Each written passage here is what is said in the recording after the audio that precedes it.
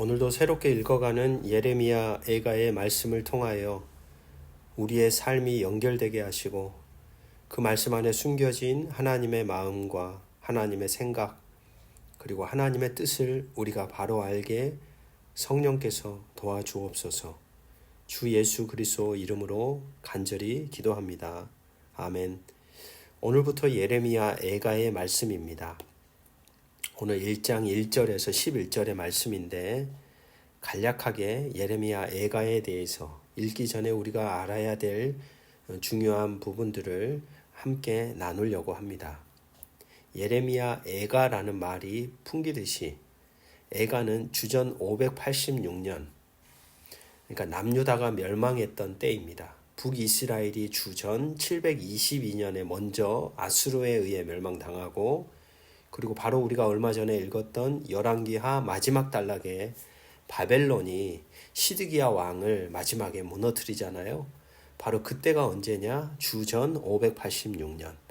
그래서 이 두 개의 연도는 아주 중요한 연도기 때문에 자주 등장하고 외워둘 필요가 있습니다. 주전 586년에 남유다가 멸망했고 예루살렘이 함락된 다음에 쓰여진 바로 시가 애가입니다.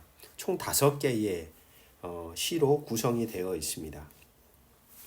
이 애가들은 시온, 그러니까 예루살렘이겠죠. 시온의 황폐함과 이스라엘이 바벨론에 끌려가는 것에 대한 깊은 고통을 토로합니다.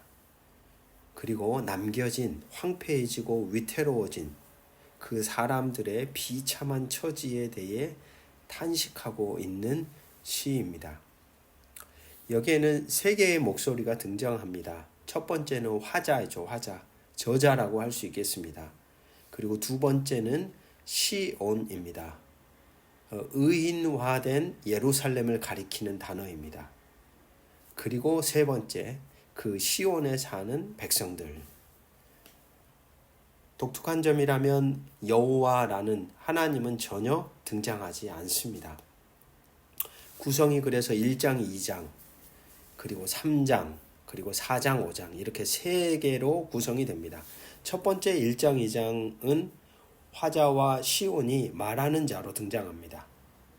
이들은 예루살렘의 멸망이 자신들의 죄 때문에 일어났고 그 결과 여호와께서 그들의 원수가 되셨음을 알고 예루살렘의 멸망에 대하여 슬퍼합니다. 그리고 마지막 2시 4장 5장에서는 화자와 시온의 백성이 말하는 자로 등장합니다. 이들은 점령당한 예루살렘에 거주하는 사람들 때문에 괴로워합니다. 그리고 중간 부분에 있는 3장에서 예루살렘이 의인화됩니다. 그의 개인적인 고통이 예루살렘의 고통과 매우 밀접하게 연결되어 고백하고 있습니다. 특별히 이 예레미야 애가는 유대인들에게 금식절, 즉 성전 파괴의 슬픔을 기억하는 날에 낭독되었다고 합니다. 전통적으로 기독교인들과 유대인들은 이 애가의 저자를 예레미야로 간주합니다. 예루살렘 함락에 대한 생생한 묘사를 고려할 때 애가를 쓰고 있는 이 저자가 첫 번째 목격자인 것처럼 볼 수 있습니다. 그리고 예레미야 선지자가 예루살렘 멸망의 목격자인 것을 생각할 때 그래서 예레미야가 저자겠구나 자연스럽게 보는 것이겠죠. 그래서 예레미야 애가는 예루살렘 함락 이후 가까운 시기에 기록되었다고 추측할 수 있습니다. 우리가 읽었던 열왕기하 25장에 서술된 대로 그들은 역사적으로 아주 끔찍한 고통을 겪습니다.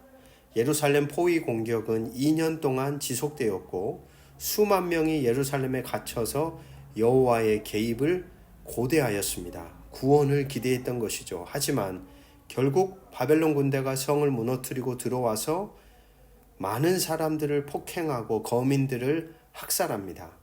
그 후에 예루살렘의 비참한 상황을 목격한 저자는 차라리 죽는 것이 더 낫지 않겠느냐고 의문을 제기합니다. 바로 이러한 끔찍한 역사적 현장의 소리가 이 시에 그대로 묻어납니다. 굶주림, 목마름, 식인 행위, 성폭행, 학살, 이 모든 것이 바로 이 시 안에 반영되어 있는 것이죠.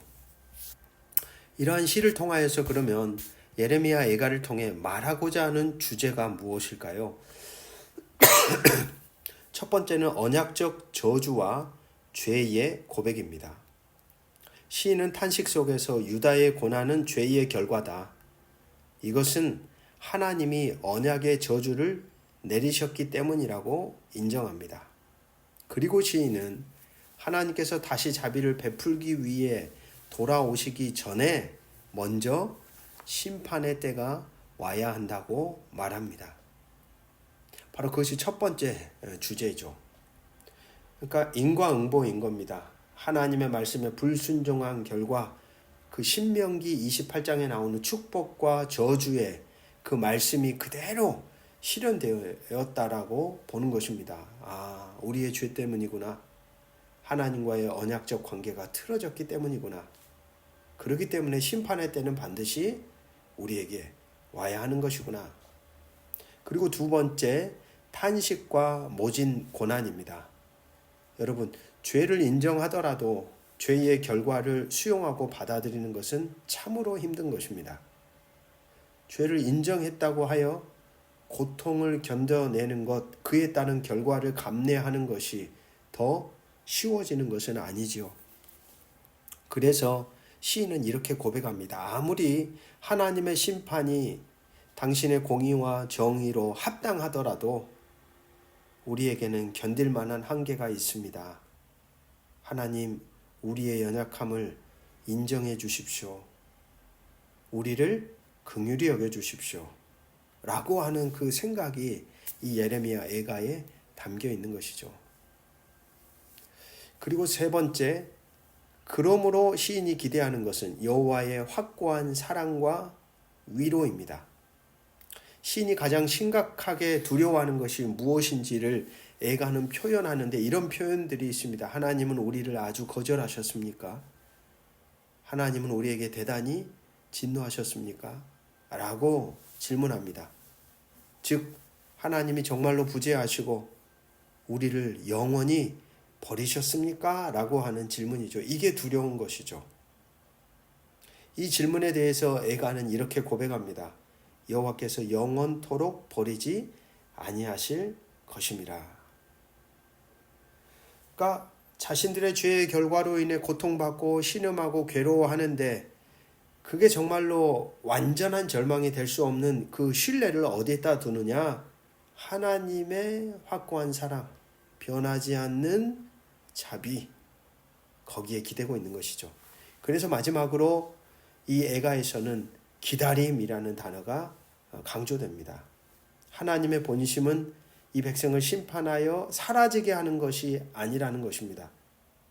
이 백성이 자기 죄를 고백하고 심판을 마땅한 것으로 여겨 묵묵히 그것을 감내할 때 하나님의 자비의 때는 반드시 올 것이다라고 믿는 것이죠. 그런 하나님을 기다리며 이 시는 마무리됩니다.